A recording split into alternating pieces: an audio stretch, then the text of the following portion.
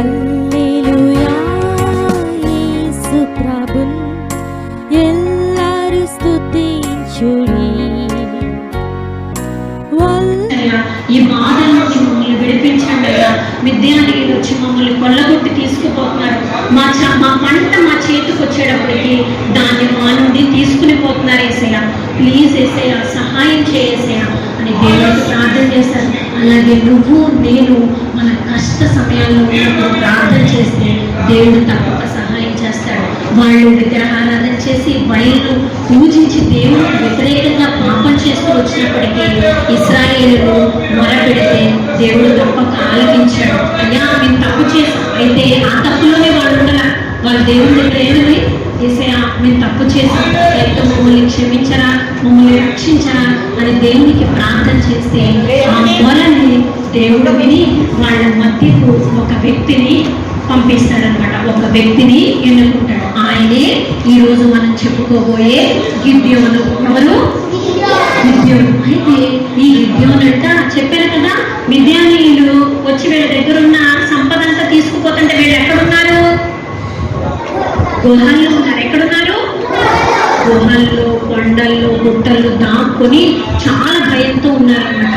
అలా భయంతో ఉన్న సమయంలో ఈ యొక్క గిద్యోను కూడా గానుగ చాటున దాక్కుని దాన్ని దొల్లబడుతున్నాడంట. తనకు వచ్చిన పంట ఉంటది కదా, ఎందుకు దాక్కుంటాడు? ఎవరు వచ్చి పట్టుకుపోతారు? ఎవరు వచ్చి పట్టుకుపోతారు? విద్యార్థులు వచ్చి పట్టుకుపోతారు. ఎవరి దగ్గర నుండి? ఇశ్రాయేలు దగ్గర నుండి పట్టుకుని పోతారని చెప్పి భయంతో వీళ్ళెవ్వరికి కనపడకూడదని గానుగ చాటున ధాన్యాన్ని వెళ్ళకూడదు లోపల భయంతో కూర్చుని ఆ ధాన్యాన్ని సమకూర్చుకుంటున్నాడట.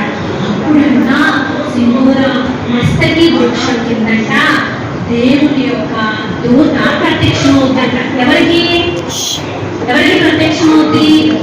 గిద్యోను. ఎవరికి ప్రత్యక్షమవుతుంది? ఎవరు ప్రత్యక్షమయ్యారు?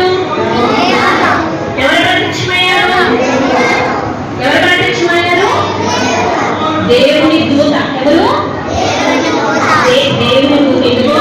ఇదిగో మస్తకి వృక్షం కింద దేవుని దూత వైద్యస్తూ ఉన్నారు కదా ఇక్కడ. ఈ యొక్క దేవుని దూత గిద్యోనికి ప్రత్యక్షమయ్యాడు. చూడండి పిల్లలు, ఇటువంటి చూడాలి నాన్న, ఇటువంటి చూడాలి. చూసారా?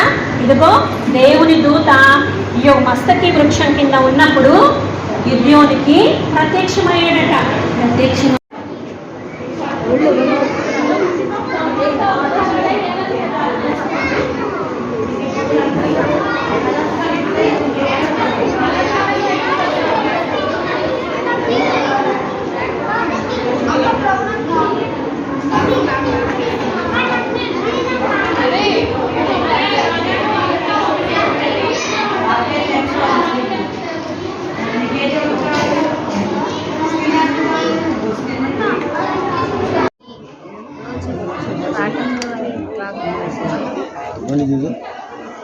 నీ జీవితంలో నీవు ప్రభువు కొరకు నిలబడగలవు.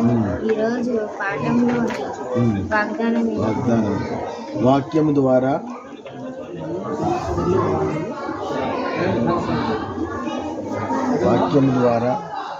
వాగ్దానం ద్వారా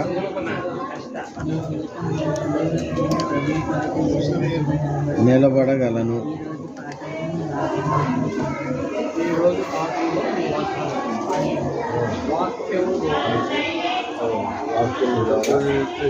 వాగ్దానం ద్వారా నిలబడగలను. ఆయన విలువడు ఎడబాడు.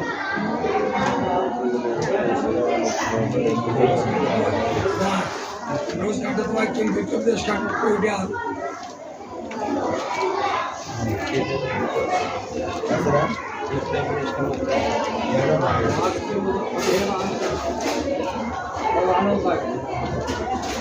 గంటల వాక్యం ద్వితీయోపదేశకాండం 31 బైబిల్ తీసుకురావాలి.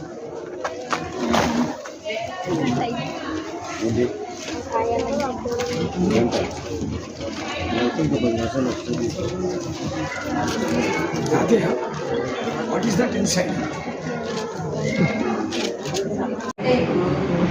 పట్టణానికి వెళ్ళిన తర్వాత ఈ యోర్దాను దాటేశారు, ఎరుకో పట్టణానికి వెళ్ళిపోయారు. ఇంకా దేవుడు ఇచ్చేటువంటి దేశాలన్నింటినీ ఇశ్రాయేలు ప్రజలు స్వతంత్రించుకుంటూ వెళ్ళాలి. అలా స్వతంత్రించుకుంటూ వెళ్ళవలసి వచ్చినప్పుడు అక్కడ పడమరగా హాయి అని పట్టణం ఉంటుంది. దేనికి? ఎరుకో పట్టణానికి. ఇప్పుడు ప్రస్తుతానికి ఎక్కడున్నారు? ఎరుకో పట్టణాన్ని నాశనం చేశారు కదా. ఇప్పుడు తర్వాత వాళ్ళు ఏం చేశారంటే గిల్గాల్ అనే ప్రాంతం ఉంటుంది అన్నమాట. అక్కడ దేవుడు వాళ్ళ పాపాలని క్షమించాడు. మళ్ళీ వాళ్ళ సున్నతి పొందుతారు. ఎందుకని? ఇశ్రాయేలు ప్రజలు 40 సంవత్సరాలు అరణ్యంలో రాలిపోయిన వారు ఉన్నారు, చనిపోయిన వారు ఉన్నారు. అప్పుడు కొత్తగా పుట్టిన పిల్లలు ఉంటారు కదా, వాళ్ళు ఎవ్వరు కూడా రక్షణ పొందుకోవాలంటే సున్నతి అనేది వాళ్ళ దేహమందు సున్నతి చేయబడలేదు. వాళ్ళు రాతి కత్తులు తీసుకొని అక్కడ ఒక సున్నతి గిరి అని ఉంటుంది అనమాట, సున్నతి కొండ. అక్కడికి వెళ్ళిన తర్వాత ఇప్పుడు కొత్తగా పుట్టిన బిడ్డలో ఇంకా పెద్దయిన వాళ్ళంతా అక్కడ సున్నతి ఆచరించి చక్కగా తర్వాత 10వ దినాన్ని సున్నతి ఆచరిస్తారు. 14వ దినాన్ని ఎప్పుడు మొదటి సంవత్సరం 14వ దినాన్న పస్కా బలి అర్పించబడుతుంది అనమాట. ఆ పస్కా పసుపు అందించారు, అన్నీ తిన్నారు, అన్నీ బాగానే ఉన్నాయి. దేవుడు ఐగుప్తు నుంచి తీసుకొచ్చాడు కదా, ఆ యొక్క పాపం అంతా ఆ యొక్క వాళ్ళకంతా దొరికించబడింది. ఇంకా దేవుడికి వెళితే ఎంతో చక్కని సమయాన్ని ఇస్తూ వచ్చాడు అనమాట. అప్పటి వరకు వాళ్ళు ఏం తింటూ వచ్చారు? దేవుడు ఆకాశం నుండి మన్నాన్ని కురిపిస్తూ వచ్చేవాడు. ఇంకా అక్కడికి వచ్చేసిన తర్వాత ఇంకా మన్నా ఆగిపోయింది అనమాట. వాళ్ళే చక్కగా అది సర్వసమృద్ధి గల దేశం అని చెప్పారు కదా, అక్కడ వాళ్ళు ఇంకా పంటలు పండించి తినడం మొదలుపెట్టారు. పస్కా బలి కూడా అయిపోయిన తర్వాత ఇప్పుడు ఏంటంటే వీళ్ళు ఏమవ్వాలి? హాయి పట్టణానికి జయించాలని ఏం చేశారు? మళ్ళీ యెహోషువ దగ్గరికి వచ్చి అప్పుడు అలాగే ఎరుకో పట్టణానికి వేగు చూడటానికి వెళ్ళారు కదా, ఇప్పుడు కూడా హాయి పట్టణం ఎలా ఉంటుందో అక్కడికి వేగు చూడటానికి వెళ్తాము అని చెప్పి వేగు చూసి వెంటనే వచ్చేస్తారంట.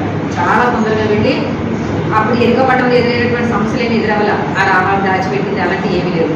తొందరగా వెళ్ళారు, తొందరగా వచ్చేసి అయ్యో హాయి పట్టణం చాలా చిన్న పట్టణము, దాన్ని జయించడం ఎంతో ఈజీ, ఒక 2000 3000 సైన్యులు అయితే సరిపోతారు అని వేగు చూసి వచ్చిన వారు ఏం చెప్పారు? సమాచారం యెహోషువకి చెప్పారు. యెహోషువ అయితే వాళ్ళు వెళ్ళమల్లా వాళ్ళే అడిగి వేగు చూద్దామని చెప్పి యెహోషువకి సలహా ఇచ్చి యెహోషువ కూడా దేవుని ఆజ్ఞకి అప్పగించుకుంటా సరే వాళ్ళు వేగు చూస్తామన్నారు కదా పోనీలే అని చెప్పి ఏం చేశాడు? యెహోషువ పంపించాడు. ఆ హాయి పట్టణం చాలా చిన్నది, ఇక దాన్ని ఎంతోమంది అక్కలేదు, అసలు ఎంతమంది యోధులు అవసరము, ఒక 2000 3000 మంది అయితే చక్కగా జయించవచ్చు అని చెప్పి ఏం చేశారు? వాళ్ళు యెహోషువకే సలహా ఇస్తూ వచ్చారు. యెహోషువ కూడా దేవుడి దగ్గర సలహా ఇస్తూ కూడా వీడి మాటల ప్రకారం ఏం చేశాడు? ఆ 2000 మందిని ఇంచుమించు ఒక 3000 మందిని హాయి పట్టణం మీదకి పంపించాడు. పంపించిన తర్వాత అప్పుడు ఏమైంది? హాయి పట్టణం మీద వీళ్ళు ఓడిపోయారు. ఎవరు? ఇశ్రాయేలు యోధులు, వాళ్ళ సైనికులు. ఇశ్రాయేల్ పక్షులు ఎవరు ఉండాలి? ఎప్పుడు దేవుడైనా యెహోవా తండ్రి ఉండాలి. కానీ ఎందుకు ఓడిపోయారు? ఓడిపోయారంటే వాళ్ళతో ఎవరు లేరని అర్థం. దేవుడు లేడు, దేవుడి సన్నిధి వాళ్ళతో లేదని అర్థం. హాయి పట్టణం ఓడిపోయి 36 మంది చనిపోయారంట. మనషే, ఆషేరు, నఫ్తాలి అనే గోత్రంలో నుంచి గిద్యోను ఒక స్నేహితులు వీళ్ళందరూ యుద్ధం చేయడానికి సహాయకులుగా వస్తూ వచ్చారనమాట. ఇదిగోండి చూడండి, మాట్లాడుతున్నాడు వాళ్ళతో. ఇప్పుడు మనము యుద్ధం చేయాలి అని చెప్పాను. అయితే యుద్ధం చేయడానికి ఎంతమంది కావాలంటే అసలు వీళ్ళందరూ కలిపి ఎంతమంది ఉన్నారంటే 32,000 అంట, 32,000 మంది మాత్రమే ఉన్నారంట. ఎవరు? ఇశ్రాయేలు ప్రజలు. ఎంతమంది ఉన్నారు? 32,000. ఎంతమంది? 32,000 మంది మాత్రమే విద్యానీయులు ఉన్నారంట. సరే కూర్చో. ఏంటా కూర్చోవడం? ఎంతమంది? 32,000 మంది ఇశ్రాయేలు ప్రజలు మాత్రమే ఉన్నారంట. అయితే మరి విద్యానీయులు ఎంతమంది ఉన్నారు తెలుసా? 135,000 మంది ఉన్నారంట. ఎంత? 135,000 మందితో 32,000 మంది యుద్ధం చేయగలరా? చేయలేదు. ఎందుకంటే ఒక్కొక్క విద్యానీయుడికి 4 ఒక్కొక్క విద్యానీయుడికి 4 కావాలి. ఒక్క ఇశ్రాయేలుకి 4 విద్యానీయులు అన్నట్టు ఉన్నారంట. 135,000 మంది అయితే 25,000 మంది అయితే 32,000 మంది ఇశ్రాయేల్ ప్రజలు ఉన్నారు. అయితే కూడా అనేకమైన సవాళ్లు రెడీగా ఉన్నాయి. ఆ సవాళ్ళన్నీ మనం ఎదుర్కోవాలి. అంతేకాని సమయం దొరికింది కాబట్టి మేము అంబేద్కరిస్టులు అని చెప్పి సమయం లేకపోతే ఆదివారం గుడికి వచ్చినప్పుడు మేము క్రైస్తవులు, బయటికి వెళ్ళిపోయాక మేము అంబేద్కరిస్టులు అని చెప్పుకోండి. ఇప్పుడు ఏంటి? క్రైస్తవులే. ఇది చాలా ముఖ్యం. ఈ దినాల్లో మరీ ఎక్కువ ముఖ్యం. అర్థమైంది కదా? ఈ నెబుకద్నెజరు మరొక సంగతి ఉంది. ఏంటంటే ఇతడు యొక్క గర్వము అణచబడింది. అదే 4వ పాఠం. రాజు యొక్క గర్వము అణచుకుంది, లేక రాజు యొక్క గర్వ పతనము. అందుకనే మనుషులైన మనము యేసు ప్రభువు నమ్ముకున్న వాడికి అసలు గర్వం ఉండకూడదు. యేసు ప్రభువు నమ్ముకున్న వాడికి గర్వం ఉండొచ్చా? అసలు ఉండకూడదు. ఎందుకంటే దేవునికి హేయమైన లక్షణాల్లో ఒక లక్షణం ఏంటంటే గర్వమే. ఏంటది? గర్వమే. కొంతమంది గర్వాన్ని క్రియల్లో చూపిస్తారు, కొంతమంది గర్వాన్ని మరి వారి యొక్క ఆస్తి, అంతస్తు, డబ్బు, కులము, గోత్రము, సంస్కృతి, సాంప్రదాయంలో చూపిస్తారు. వాళ్ళకున్న బిల్డింగ్స్ బట్టి, వాళ్ళ అమ్మా నాన్నలు సంపాదించిన ఆస్తిని బట్టి, లేకపోతే వాళ్ళు అంటే దాని అర్థం ఏంటి? మన హోదాను బట్టి గర్వం, హోదాను బట్టి గర్వం, ఆస్తిని బట్టి గర్వం, కులాన్ని బట్టి గర్వం. అంతేకాదు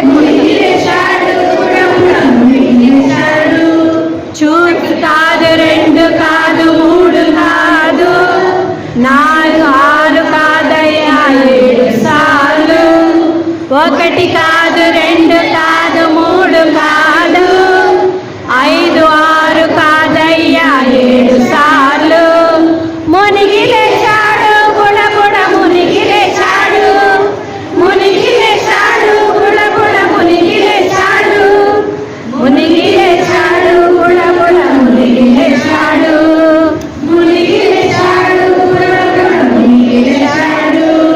చూసారా అద్భుతం ఎగిరిపోయెను. చూసారా అద్భుతం ఎలా జరిగెను. నయమాను కుష్టంతా ఎగిరిపోయెను.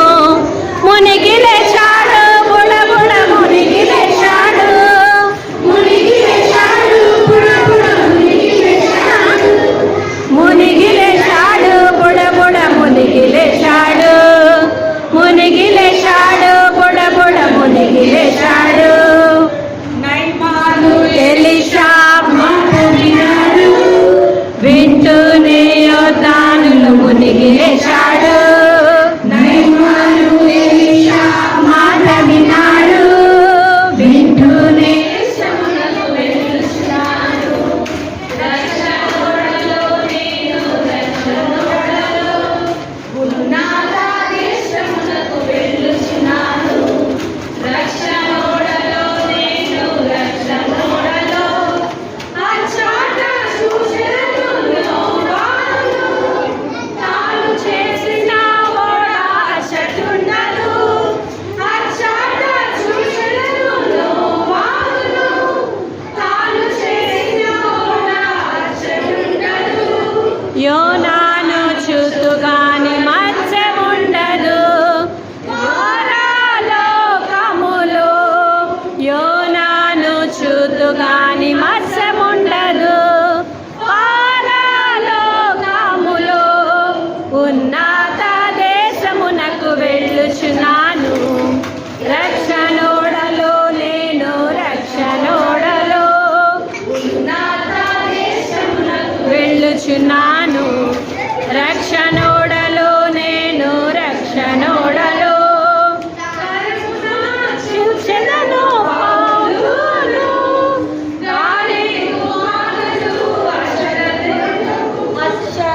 అచ్చటుండదు.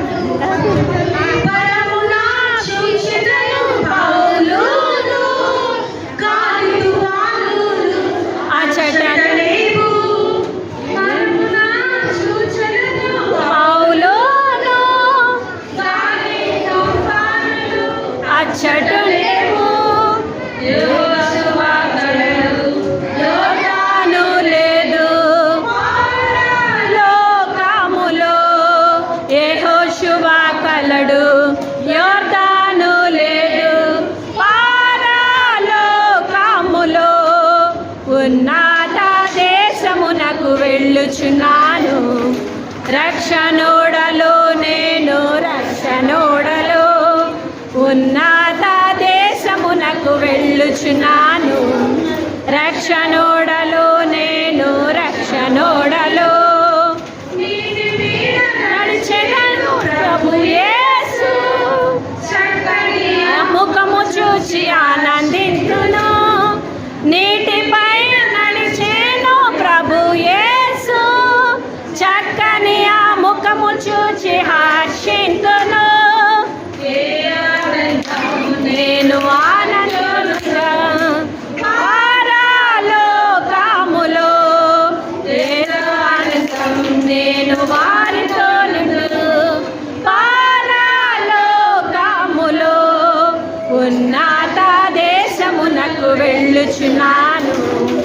రక్షణోడలో నేను రక్షణోడలో ఉన్నత దేశమునకు వెళ్ళుచున్నాను. రక్షణోడలో నేను రక్షణోడలో. పిల్లలు, ఈరోజు మనం అందరము మరలా ఒకసారి రక్షణ సువార్త విందాం. రక్షణ సువార్త యోహాను సువార్త 3:16 ఏమని ఉందంటే, పరిశుద్ధ గ్రంథము బైబిల్లో యోహాను సువార్త 3:16 దేవుడు లోకమును ఎంతో ప్రేమించెను కాగా ఆయన తన అద్వితీయ కుమారునిగా పుట్టిన వాని యందు విశ్వాసముంచు ప్రతి వాడును నశింపక నిత్య జీవము పొందినట్లు ఆయనను అనుగ్రహించెను. ఇక్కడ మనం చూస్తా ఉంటే ఏమనుంది, దేవుడు లోకముని ఎంతో ప్రేమించాడు. లోకం అంటే ఎవరు? మనమే. మనందరినీ లోకం అన్నమాట. మన దేవుడు మనందరిని ఎంతగా ప్రేమించాడు. ప్రేమించి ఏం చేశాడంటే, మరి ఈ లోకంలో అనేకమైన దేవుళ్ళు దేవతలు ఉంటారు కదా. ఏమంటారు? ఆకాశం దేవుడు అంటారు, భూమి దేవుడు, సముద్రము, దేవుడైన యేసుక్రీస్తు ఒక పర్టికులర్ టీచర్ ఏంటంటది, ఆయన పరిశుద్ధుడైన దేవుడు, ఆయన పాపము లేని దేవుడు, పాపము చేయని దేవుడు, పాపము ఎరగని దేవుడు, నిజమైన దేవుడు, జీవము గల దేవుడు. మనం ఏమైనా ఉన్నామనుకోండి, పిల్లలకి ఏం చెప్తాం, నువ్వు అది చేస్తే ఇది ఇస్తామని చెప్తాం. ఒరే నీ కొరకు నేను ఇది ఇస్తాను, నీ కొరకు నేను చనిపోతానని మనం చెప్తామా? చెప్పం. కానీ మన దేవుడైన యెహోవా యేసుక్రీస్తు వారు ఆయన ఏం చేశాడంటే తన ఒక్కడైన కుమారుని మన కొరకు ఆయన ఈ లోకానికి పంపాడనమాట. ఎందుకు? మనందరం పుట్టుకతోటే పాపులం, పాపమునకు వచ్చి జీతము మరణం, నిత్య నరకానికి వెళ్ళాలి మనం. అయితే మనం నరకానికి వెళ్ళిన దేవునికి ఇష్టం లేదు. మనం ఆయనతో పాటు పరలోకంలో ఉండాలని ఆయన కోరుకుంటూ మన కొరకు దేవుడు ఈ లోకానికి వచ్చాడు. మనము పొందవలసిన పాప శిక్ష యావత్తు ఆయన మన కొరకు సిలువలో పొందాడు. దేవుడు ఏం చెప్పండి, దేవుడు మన కొరకు సిలువలో చనిపోయాడు. ఎన్నో బాగా కష్టాలు అనుభవించాడు అనమాట. పేద నరుడుగా ఈ లోకానికి వచ్చాడు. మన కొరకు ఆయన సిలువలో చనిపోయినప్పుడు కూడా ఎంతగానో ఆయన్ని కొట్టారు, ఎంతగానో ఆయన్ని కొట్టారు. వీపైతే కొరడాలతో అసలు చీలిపోయిందనమాట. నాగలితో భూమి కూడా నెలచేస్తారో ఆ విధంగా అనమాట. ఎంతో భయంకరంగా ఎన్నో శ్రమలు వేదనలు పొంది ఆయన మనకు చనిపోయాడు, సమాధి చేయబడ్డాడు, తిరిగి లేచాడు. ఇప్పుడు పరలోకానికి వెళ్ళి తండ్రి కుడిపార్శ్వమున కూర్చొని మన కొరకు ఆయన విజ్ఞాపన చేస్తూ ఉన్నాడు. మీరందరంటే దేవుడికి ఎంతో ఇష్టం అనమాట. చిన్నపిల్లలంటే మీరందరూ పరలోక రాజ్యంలోకి రావాలని ఆయన కోరుతూ ఉన్నాడు. అయితే మనందరికీ ఒక శత్రువు ఎవరు? సైతాను, లేకపోతే అపవాది అనమాట. ఎలాగంటే ఈ బిడ్డని నరకానికి తీసుకెళ్లాలని చూస్తుంది. మీరు ఎంతమంది పరలోకానికి వెళ్ళాలని ఇష్టం? నాకు కూడా ఇష్టమే పరలోకానికి వెళ్ళాలని. ఎందుకంటే నరకానికి వెళ్తే ఏముంటుంది చెప్పండి? నిత్య నరకం, అగ్ని అనమాట. ఇప్పుడు ఏదైనా ఫైర్ యాక్సిడెంట్ అయింది అనుకోండి, అందరు కాలిపోతారు, చనిపోతారు. కానీ నరకంలో అయితే ఏంటంటే అగ్ని ఆరదు, పురుగు చావదు. పురుగు అంటే ఏంటి? మన శరీరం అనమాట. ఎల్లప్పుడూ కొన్ని సంవత్సరాలు కాలుతూనే ఉంటది. భయంకరమైన యాతన పడాలి కానీ చావదు. ఎంతమందికి నరకానికి వెళ్ళాలని ఇష్టం? నరకానికి వెళ్ళాలంటే మనకి ఎవ్వరికి ఇష్టం లేదు కదా. మనకి అందరికీ పరలోకానికి వెళ్ళాలంటే ఇష్టం. కాబట్టి ఏం చేయాలి? మనం యేసుక్రీస్తుని మన హృదయంలో మనము చేర్చుకోవాలన్నమాట. ఆయన్ని మనము మన హృదయంలో చేర్చుకోవాలి. ఇక్కడ అక్క ఇప్పుడు ఒక SALBATION ఒక పాట పాడింది. అపోస్తల కార్యాలు 16:31, యాక్ట్స్ 16:31. ప్రభువైన యేసునందు విశ్వాసం ఉంచుము, అప్పుడు నీవును నీ ఇంటి వారును రక్షణ పొందుదురు. మన పరలోకానికి వెళ్ళాలంటే యేసుక్రీస్తు మన కొరకే సిలువలో చనిపోయాడని నమ్మాలి. నమ్మి ప్రభువా నీ రక్తం నా పాపాలు కడుగు, నన్ను నీ బిడ్డగా చేసుకుంటే తప్పకుండా ఆయన మన పాపాలు కడిగి మనల్ని ఆయన తన బిడ్డగా చేసుకుంటాడు. కాబట్టి మీరందరూ కూడా ఈ VBS లో రక్షణ లేని వారు రక్షణ పొందాలి, రక్షణ పొందిన వారు దేవుని కొరకు జీవించాలి, పడిపోయిన వారు జారిపోతున్న వారు మరలా తీర్మానం చేసుకోవాలి. దేవుడు మీ అందరినీ దీవించును గాక. ఆమేన్. ఇలాగా ఆంటీ ఆ సండే స్కూల్లో కథ చెప్తా ఉంటే ఎంతో యాక్టివ్గా రెగ్యులర్గా గొడవ చేసే అబ్బాయి ఏం చేస్తూ వచ్చాడు, ఆంటీ చెప్పే ఆ మాటల్ని వింటా ఉన్నాడు. ఏం చేస్తా ఉన్నాడు? అండ్ ఆలోచిస్తా ఉన్నాడు. ఏంటి? Jesus loves me this much. యేసుక్రీస్తు ప్రభువు నన్ను ఇంతగా ప్రేమిస్తారా, నా పాపాల కోసం చనిపోయారా అని ఆలోచించుకుంటా ఉన్నాడు. ఆలోచించుకున్న తర్వాత ఈ తర్వాత ఎక్కడికి వెళ్ళిపోయాడు? సండే స్కూల్ అయితే మనం అందరూ ఎక్కడికి వెళ్తాం? ఎక్కడికి వెళ్తాము? ఇంటికి వెళ్తాం. ఆ అబ్బాయి కూడా సండే స్కూల్ నుంచి లేచి ఇంటికి వచ్చేసాడు. ఆ అబ్బాయి పేరేంటి? ఎరిక్ వచ్చేసి ఎక్కడికి వెళ్తున్నాడు? చూడండి, వాళ్ళ ఇంటికి వెళ్తా ఉన్నాడు. వాళ్ళ ఇంట్లో ఏం చేస్తున్నాడు? ఆలోచించుకుంటా తర్వాత దేవుని వాక్యం అనేది తన మైండ్లో ఏమవుతా ఉంది? తిరుగుతూ ఉంది. ఆ అబ్బాయి ఏం చేస్తా ఉన్నాడు? ప్రార్థన చేసుకుంటా ఉన్నాడు.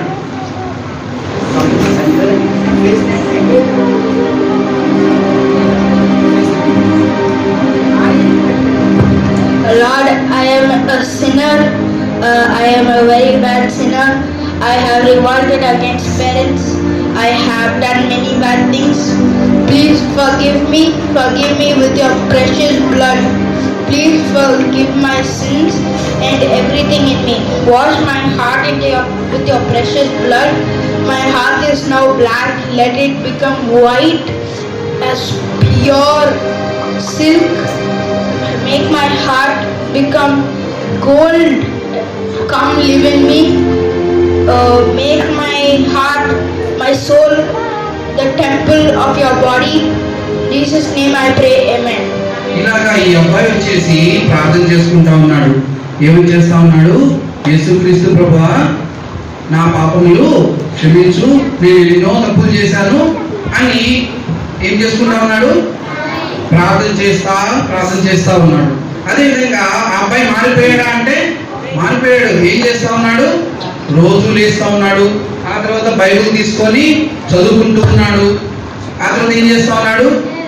మళ్ళీ ప్రార్థన చేసుకుంటున్నాడు. ముందుగా ఉన్నట్టుగా అల్లరి చిల్లరగా లేడు. ఓకే, చూస్తున్నారు కదా అబ్బాయి ఏం చేస్తా ఉన్నాడు? రోజు బైబిల్ చదువుకుంటున్నాడు.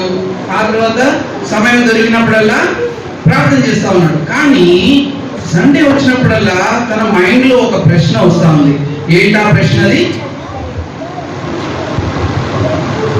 I am saved, but not everyone is saved.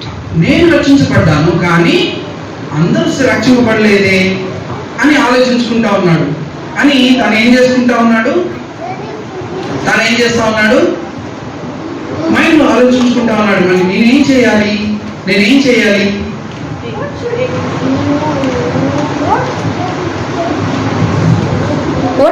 What should I do?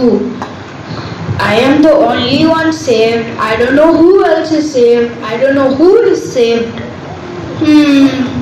Who is not yet saved? ఇంకా ఎవరున్నారు ఇక్కడ? నాకు తెలిసిన వాళ్ళు, దేవుని ఎరగిన వాళ్ళు ఎవరున్నారు అని ఆలోచించుకుంటా ఉన్నాడు.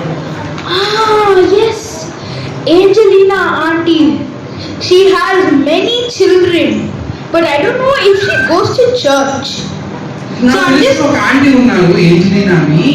వాళ్ళ ఇంట్లో పిల్లలు కూడా ఉన్నారు. బట్ వాళ్ళు చర్చికి వెళ్తారో లేదో, రక్షింపడ్డారో లేదో తెలియదు. అండ్ వన్ థింగ్, నేను ఒక పని చేస్తాను. I will go to Angelina auntie's house and ask her that children are my friends. I'm gonna go and ask them.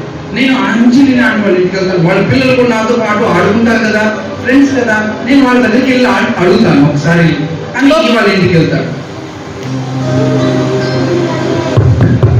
Hello auntie. Hi. Nice to meet you, Eric. Hi auntie.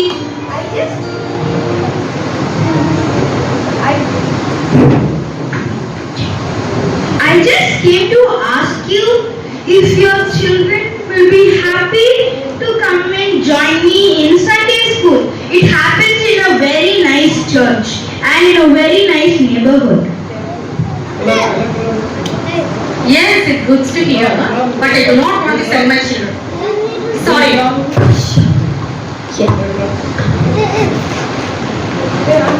Okay auntie, thank you. ఆ అబ్బాయి వచ్చేసి ఏంటంటే ఆ aunty వాళ్ళ ఇంటికి వెళ్ళాడు. కానీ ఆ ఆంటీకి ఎందుకో తెలియదు, కానీ she don't want to send the kids to church. అంటే వాళ్ళ పిల్లలు వచ్చేసి చర్చ్ పంపించడం అనేది ఇష్టం లేదు. అండ్ ఆ అబ్బాయి ఆలోచిస్తుంటా ఉన్నాడు. ఏమని ఆలోచిస్తా ఉన్నాడు?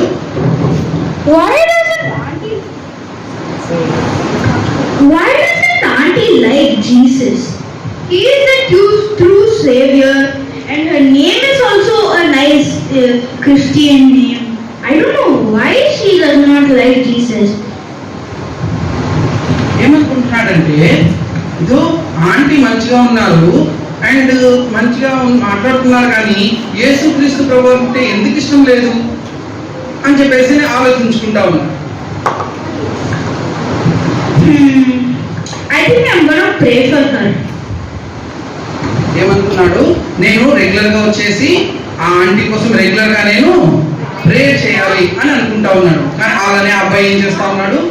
రెగ్యులర్ గా వాళ్ళ ఇంటికి వెళ్తా ఉన్నాడు, ప్రేయర్ చేస్తా ఉన్నాడు. ఏమని ప్రేయర్ చేస్తా ఉన్నాడు? Lord Jesus,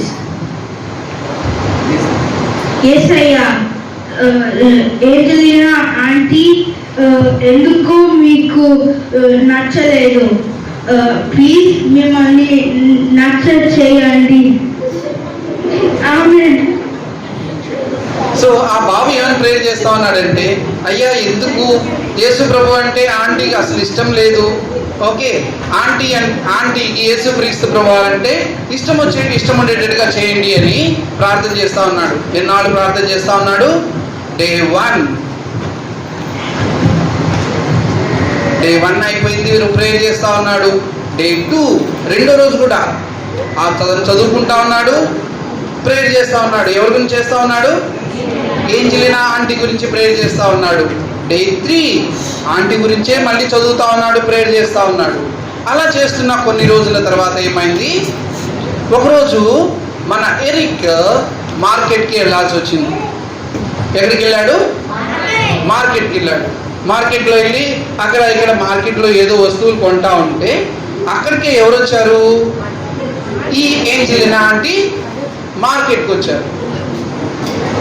ఓకే, ఏంజలినా ఆంటీని దూరంగా చూశాడు. దూరంగా చూసి మనసులో ఏమనుకుంటున్నాడు?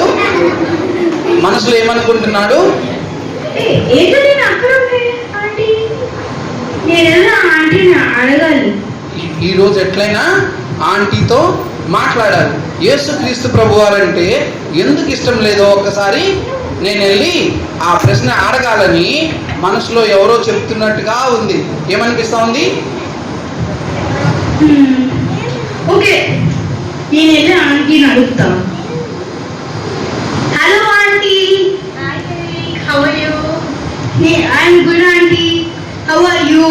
I'm fine, thank you. Do you remember me? Yes, you did. You're my neighbor. Yes, auntie. You remember I came to your house that day and asked you to send your children to Sunday school? Yes, you did. From that day onwards, I'm thinking about the question which you have asked me. Auntie, why did you like Jesus, auntie? So ఆ అబ్బాయి ఏమడుగుతూ వచ్చాడంటే, aunty ఎన్నో రోజుల తర్వాత మేము చూస్తూ వచ్చాం కదా, మీరు ఆ రోజు చాలా కోపంగా ప్రవర్తించారు. యేసుక్రీస్తు ప్రభువారంటే మీకు ఎందుకు ఇష్టం లేదా ఆంటీ అని చెప్పేసి క్వశ్చన్ అడిగాడు. ఆంటీ ఏమని ఆశ్చర్యమైపోయింది. దానికి ఆన్సర్ ఏం చెప్పాలో కూడా తెలియక ఏం చెప్పిందంటే, ఓకే బాబు తర్వాత కలుస్తాంలే అని చెప్పేసి బాయ్ అని చెప్పేసి వెళ్ళిపోయింది. ఎవరు? Angelina aunty. ఈ అబ్బాయి కూడా ఆన్సర్ ఏం రాలేదు కదా అని చెప్పేసి ఏం చేశాడు? ఎరిక్ కూడా ఓకే ఆంటీ బాయ్ అని చెప్పేసి వెళ్ళిపోయాడు. Okay aunty bye. Bye, Chami. Bye, Eric.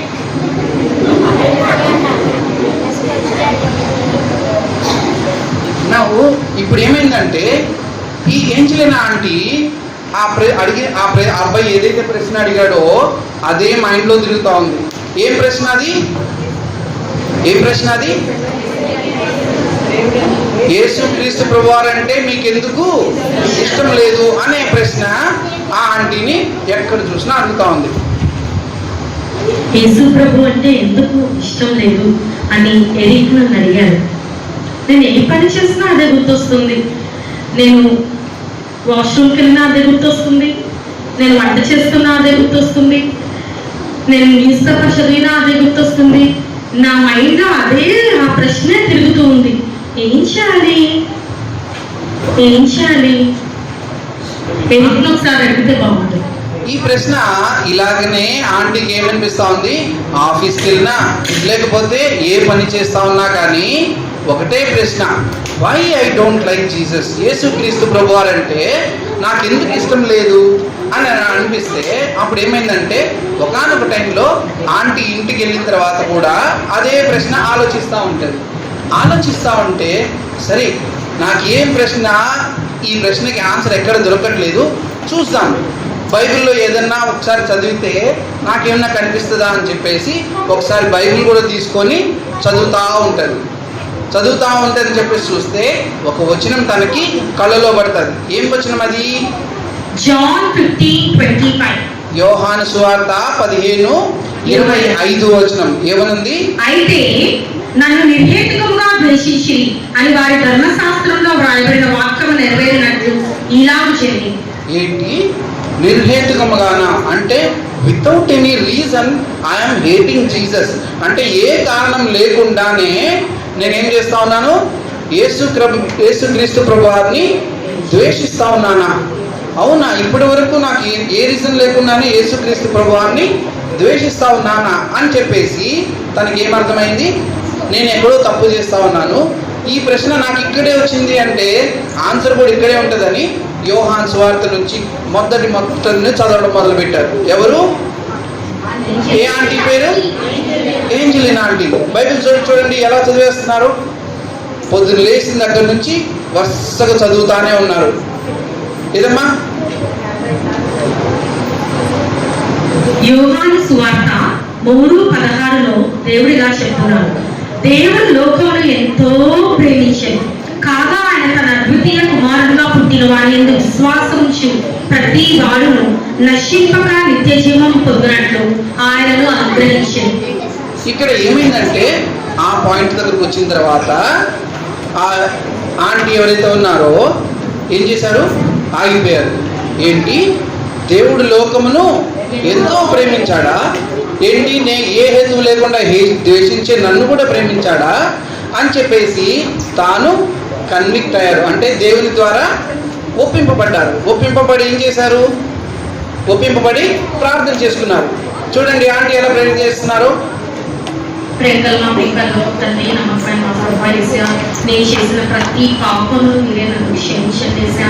నీవు నన్ను ఎంతగానో ప్రేమించి నీ లోకానికి వచ్చావని, కేవలం నేను ఈ లోకంలో నశించుకోకుండా నిత్య జీవం పొందినట్లు నీ కుమారుడైన యేసుక్రీస్తు వారిని నా నిమిత్తం ఈ లోకానికి పంపించిన నీ ప్రేమంతటిని బట్టి నీకు ఎన్నో వందనాలు స్తుతులు చెల్లిస్తున్నాము తండ్రి.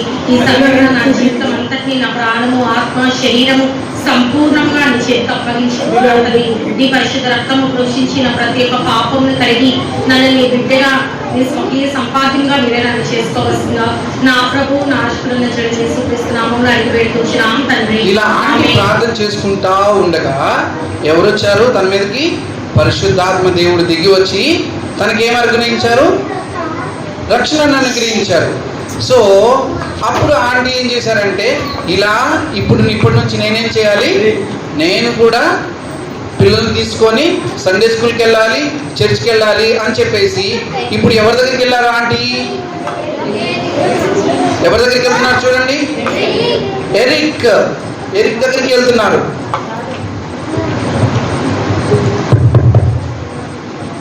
Hi aunty. నువ్వు ఆ రోజు నన్ను అడిగిన ప్రశ్న నాకు అలానే నా మైండ్ అలా తిరుగుతూ ఉంది. నేను అలా కూర్చొని ఏ పని చేస్తున్నా నాకు అదే ఆలోచన. అప్పుడు దేవుడు నాతో వాక్యం ద్వారా మాట్లాడుతూ వచ్చాడు, నువ్వు ఎందుకు నన్ను నిర్హేతుకంగా ద్వేషించుచున్నావు. అప్పుడు దేవుడు నాకు యోహాను సువార్త 3:16 ద్వారా నా మనోనేతరాలు వెలిగించి నా మృదితలను కలిగించి నేను ఈ దినము యేసు ప్రభువుని నా స్వంత రక్షకునిగా అంగీకరించాను. ఈరోజు నేను ఎంతో సంతోషంగా ఉన్నా. నీకు చాలా thanks. Praise the Lord. Praise the Lord. Yes, auntie. Which day did I ask you, auntie? Last week in the market, I asked you that question. Yes. Oh, that one. I thought you didn't like Jesus Christ, auntie. What? I thought you don't like Jesus. No, now I like Jesus very much because he saved me. That's so good, auntie. Thank you, Eric. We'll go to church together tomorrow, auntie. Yes. Tomorrow we'll have Tomorrow church. I'll bring my children also to church, Eric. Okay, auntie. Thank you very much Okay, for the auntie. invitation, Eric. Thank you, auntie. Thank you. So అక్కడి నుంచి Eric అదేవిధంగా Angelina aunty పిల్లలతో సహా వాళ్ళందరూ ఎక్కడికి వెళ్తూ ఉన్నారు? ఏంటండి, ఎక్కడికి వెళ్తున్నారు? చర్చ్కి వెళ్తా ఉన్నారు. ఈ కథలో ఇప్పటి వరకు జరిగిన సిచ్యువేషన్స్లో మనం గుర్తుపెట్టుకోవాల్సింది ఏంటంటే, సండే స్కూల్ టీచర్ వచ్చేసి వాక్యం చెప్పారా? సండే స్కూల్ టీచర్ వచ్చి వాక్యం చెప్పిన తర్వాత వారిని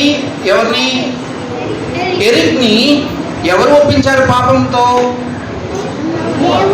దేవుని వాక్యము పరిశుద్ధాత్మ ద్వారా నొప్పింపజేసింది. అవునా? అదేవిధంగా ఈ చిన్న బాబుకి కూడా, ఎరిక్ కూడా నేను చెప్పాలి అని ఎవరు చెప్పారు? పరిశుద్ధాత్మ దేవుడు. అవునా? అలానే క్వశ్చన్ అడిగేటప్పుడు కూడా, ఆంటీ దగ్గరికి వెళ్ళి క్వశ్చన్ అడిగేటప్పుడు కూడా ధైర్యాన్ని ఎవరిచ్చారు? ఆ దేవుడే ఇచ్చారు. అదేవిధంగా ఆ ప్రశ్న కంటిన్యూస్గా ఎక్కడ చూసినా, ఎక్కడ తిరిగినా, ఏం చేసినా తన మైండ్లోకి వచ్చేటట్టుగా ఎవరు చేశారు? దేవుడు చేశారు. అవునా? పరిశుద్ధాత్మ దేవుడు. మనం అక్కడ డైరెక్ట్గా ఉండకపోయినా కానీ పరిశుద్ధాత్మ దేవుడు అన్ని పనులు చేస్తూ ఉన్నారు. అదేవిధంగా ఈ ఏంజల్ అనే ఆట కూడా వాక్యం చదువుకోవాలని, లేకపోతే ప్రార్థన చేసుకోవాలని ఎవరు చెప్పారు? పరిశుద్ధాత్మ దేవుడు చెప్పాడు. సో ఈ వాక్యం యొక్క కథ యొక్క ముఖ్య ఉద్దేశం ఏంటంటే, మన పని మనం చేస్తూ ఉంటాము, దేవుని పని చేస్తూ ఉంటాం. వీటన్నింటితో పాటుగా మనకి ఎవరు హెల్ప్ చేస్తూ ఉంటారు? పరిశుద్ధాత్మ దేవుడు. సో మనం ఇప్పుడు పాపాలు ఒప్పుకోవాలన్నా, రక్షణ పొందాలన్నా ఎవరు హెల్ప్ చేస్తారు? పరిశుద్ధాత్మ దేవుడు మనకి హెల్ప్ చేస్తాడు. అదేవిధంగా మనం ప్రేయర్ చేస్తామా? అందరూ మోకరించండి.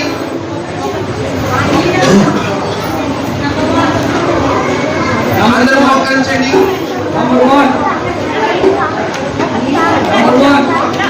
నెంబర్ 1, నెంబర్ 2,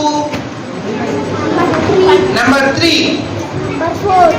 మనం ఏం ప్రేయర్ చేస్తాము? పరిశుద్ధాత్మ తండ్రి, త్రిత్వమైన తండ్రి ఏంటండి? యేసుక్రీస్తు ప్రభువా అని మనం ప్రార్థన చేస్తాం. ఏమని చేయాలి? నా పాపములను క్షమించు, నీవు నా మీదకు ఆత్మ వలె దిగిరా, నీ కార్యములు నాపై చూపించు అని మనం ప్రార్థన చేయాలి.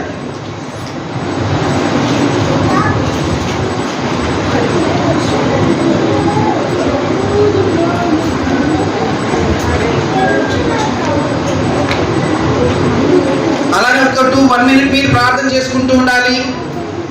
అయిపోయింది, స్టోరీ అయిపోయింది. పరిశుద్ధాత్మ దేవుడు మన మధ్యలో ఉన్నాడు.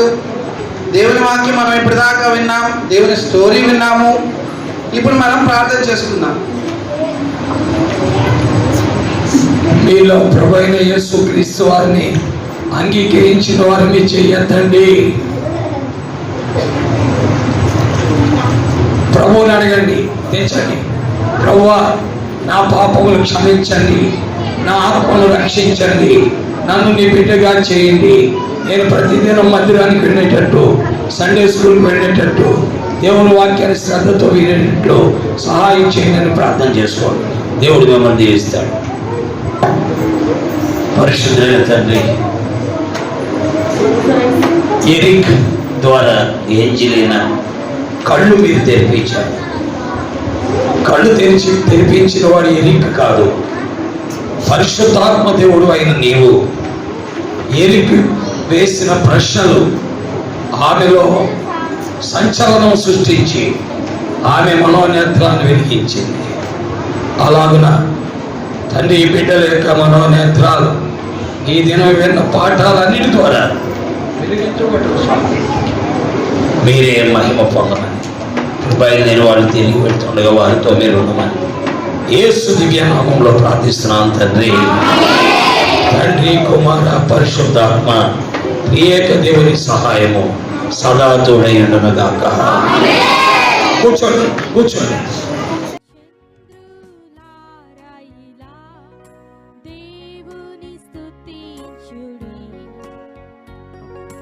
హృదయమును వెలిగించిన యేసుని స్తుతించుడి.